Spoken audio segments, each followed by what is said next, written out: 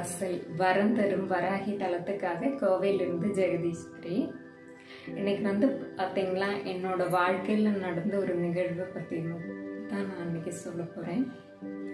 அதாவது ரொம்ப முடியாத டேஞ்சர் சுச்சுவேஷன் இருந்துச்சு எனக்கு. அந்த சுச்சுவேஷனிலிருந்து என்னை வெளியே கொண்டு வந்தது அம்மா தான். அந்த டைமில் தான் எனக்கு அம்மா கிடைச்சாங்க. ரொம்பவே முடியாது, அதாவது எந்திரிச்சு கூட நடக்க முடியாத ஒரு சுச்சுவேஷன். தீராத நோயும் தீர்த்து தருவாங்க அம்மா அப்படிங்கிறதுக்கு அது ஒரு உதாரணம். அதாவது நான் அப்படி சொல்லலாம். என்னோட வாழ்க்கையில் நடந்த ஒரு சம்பவம். அது டாக்டரே ஒருக்க சொன்னாங்க, இது இந்த மாதிரி சுச்சுவேஷன் யாருக்கும் வந்திருக்கக்கூடாதுமா, நீங்கள் ரொம்ப லேட்டாக வந்துட்டீங்க, என்ன பிரச்சனை அப்படின்னு கேட்டாங்க அந்த டாக்டர் கூட. அடுத்து நான் என்னோடய டெஸ்ட்டு ரிப்போர்ட்டு கொடுக்கும்போது உயர்ந்த அந்த சம்பவங்கள்லாம் இருக்குது. எல்லாம் அம்மாவோட செயல் தான். அதாவது அம்மாவை மட்டும் நம்பிட்டோம் அப்படின்னா அவங்க கைவிடவே மாட்டாங்க. நம்மளுக்கு எப்படி சொல்கிறது, ஆறுதலாகவும் இருப்பாங்க, துணையாகவும் இருப்பாங்க.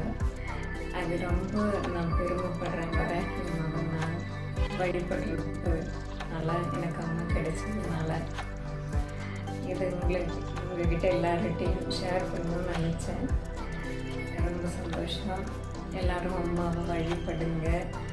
அது நிறைய பேர் பயப்பட வேண்டியதில்லை அம்மாவை.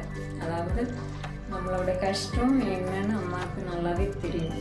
அது தெரிஞ்சு தான் அம்மா நம்மளுக்கு என்ன தரணும் தரக்கூடாது அப்படின்ற முடிவு எடுப்பாங்க.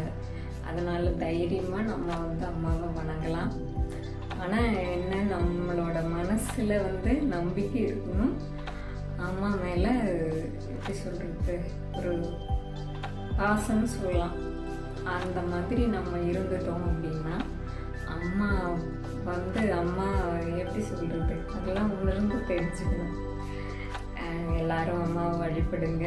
அம்மாவோட அருள் பெற்று எல்லாரும் சந்தோஷமாக இருக்கணும். அதாவது நம்ம இந்த கலியுகத்தில் வராகி அம்மாவை வழிபடுறவங்களுக்கு போன ஜென்ம பாவம் தீரும். அம்மாவை கும்பிட்றதுனால நம்மளுக்கு புண்ணியம் சேரும், அது உறுதி. அதனால் அம்மாவை கண்டிப்பாக வணங்குங்க. அம்மாவோட வரம் பெற்று நல்லா சந்தோஷமாக இருங்க. நன்றி, வணக்கம்.